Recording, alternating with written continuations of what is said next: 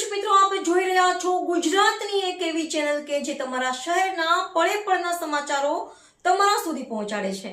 સ્વાગત છે આપનું A1 અભિક્રાઇમ ન્યૂઝમાં. હું છું એન્કર અર્પિતા પટેલ.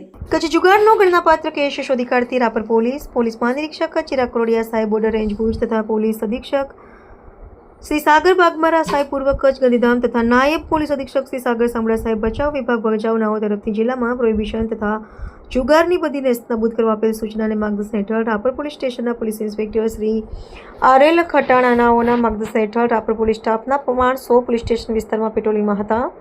તે દરમિયાન પોલીસ હેડ કોન્સ્ટેબલ પ્રકાશભાઈ ચૌધરીને ખાનગી રાહે બાતમી મળી હતી કે વજેપર ગામે બસ સ્ટેશન સામે આવેલા દુકાનની આગળ ખુલ્લામાં ગંજીપાના વડે હારજીતનો તીનપતિનો જુગાર ચાલુ છે. જે બાતમી હકીકતના આધારે વજેપર ગામેથી તીનપતિનો જુગાર રમતા 8 આરોપીઓને પકડી પાડી ધોરણસરની કાર્યવાહી કરવામાં આવેલ છે.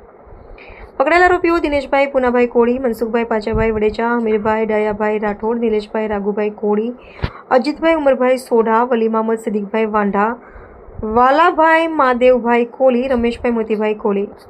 કબજે કરેલ મુદ્દામાલ પટમાંથી તેમજ આરોપીના કબજામાંથી મળી આવેલ રોકડા ₹23,250. આ કામગીરી પોલીસ ઇન્સ્પેક્ટર R.L. ખટાણા તથા રાપર પોલીસ સ્ટાફના માણસો સાથે રહ્યા હતા. રિપોર્ટર ભરત ઠાકોર, કચ્છ.